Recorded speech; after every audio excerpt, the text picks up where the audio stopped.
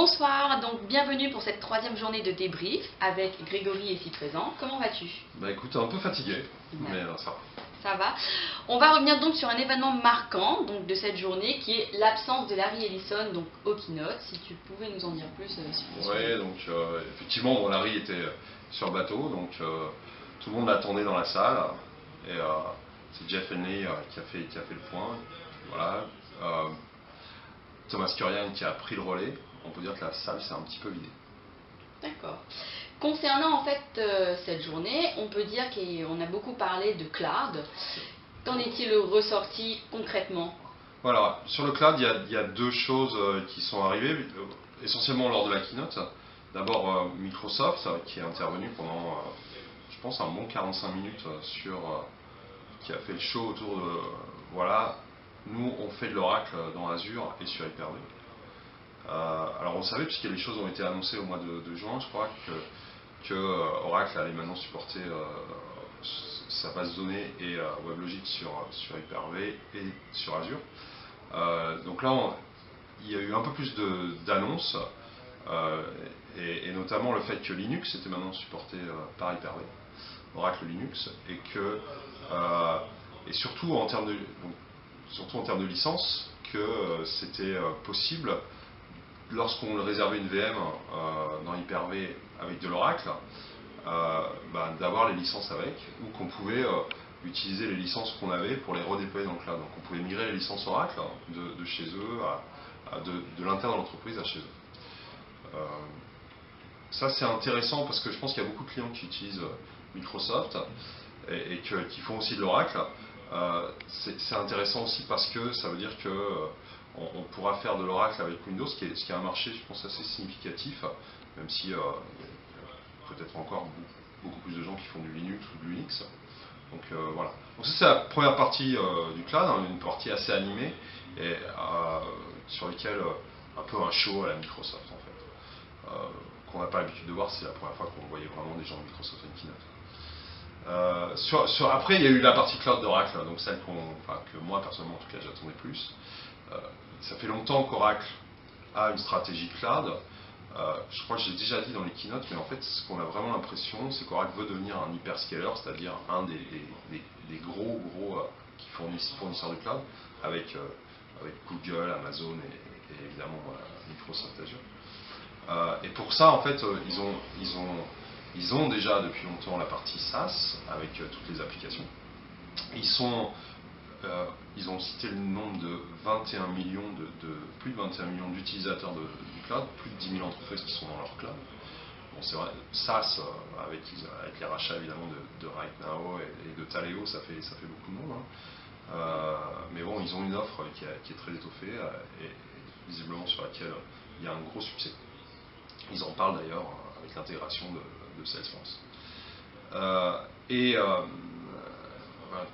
Et après, par contre, ce qu'ils n'avaient pas, ou ce qu'on attendait, c'est la plateforme en fait, de service, c'est-à-dire database de service, Java de service, identity de service, etc.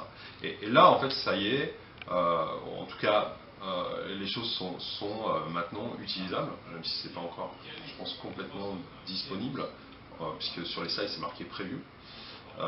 Et donc, on va pouvoir faire ça, ce qui est très intéressant, puisque on va pouvoir faire des applications, les déployer chez soi et les déployer dans une base de données qui est développée dans le cloud.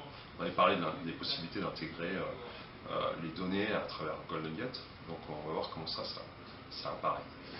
La nouveauté sur cette partie-là, en fait, c'est qu'ils ont une place de marché, je ne me souviens plus du nom exactement, mais l'idée, je pense, c'est d'avoir un peu ce que fait Android ou avec Google Apps.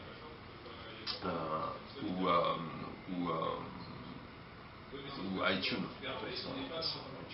Ils ont repris, je crois, l'exemple d'iTunes. Donc on va voir ce que ça donne sur cette idée-là. Et puis, mais c'est des choses qu'on connaissait aussi, même si c'est nouveau au sens délivré du terme.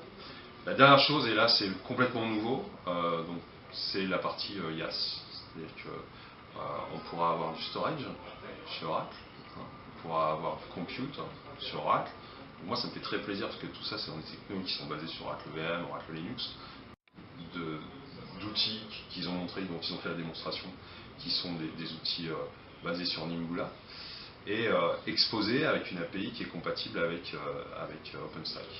Ce qui est aussi intéressant si les gens se connaissent, enfin, pour les gens qui utilisent le cloud, parce que ça donne une vraie crédibilité sur OpenStack, ce qui est étonnant d'un certain côté, parce que Oracle n'avait jamais fait aucun pas vers OpenStack.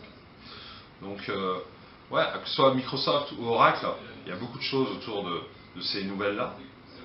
Après, il faudra attendre, comme d'habitude, de voir ce que ça donne dans la réalité. Parce que sur le SaaS, je pense qu'ils ont une belle réussite, mais il y a pas mal de travail à faire sur le PaaS et sur le NAS. D'accord. Peux-tu nous dire quelques mots sur cette fameuse machine de backup?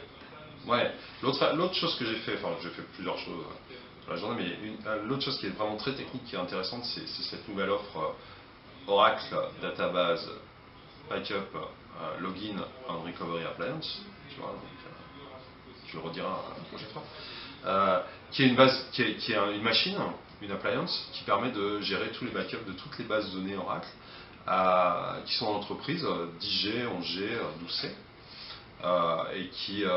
et qui peuvent envoyer toutes les données de sauvegarde en temps réel pour pouvoir diminuer le point de perte de données, de perdre quelques secondes de données à l'échelle de l'entreprise. Donc l'idée de la solution, c'est de s'appuyer sur ce qui existe déjà dans ces bases de données. Le principe, c'est qu'on installe une librairie, l'équivalent d'une libobk sur chacun des serveurs. On n'installe pas d'agent, juste la librairie, le .so, pour étendre les fonctionnalités d'Herman. La librairie, elle sera disponible sur 10G, 11G et 12C. Et puis après, en fait, cette appliance-là, elle va recevoir des backups incrémentaux de toutes les bases de données. Donc la première fois, le backup incrémental, il n'y a pas eu de backup précédent, elle va envoyer un backup pool. Puis après, derrière, les backups incrémentaux, par exemple tous les jours. Et en plus de ça, la base de données va envoyer les informations en utilisant des logs, en utilisant le transport de la standby, de la managed standby. Donc ça veut dire quoi concrètement? Ça veut dire que on peut comme ça avoir tous les logs en temps réel. Donc cette machine-là pourra avoir quelque chose qui ressemble à la base de données de production en asynchrone quand même pour éviter d'avoir des impacts. Et là, la secrète sauce, qu'ils aiment bien dire ça, la sauce secrète de la solution, c'est qu'en fait, l'appliance est capable de garder l'ensemble des backups incrémentaux et d'effacer les données dans ces backups incrémentaux qui ne sont pas utiles pour pouvoir les réutiliser pour d'autres backups incrémentaux. Donc c'est pas comme si on faisait du merge de ces backups là, mais virtuellement c'est comme si on avait un backup full.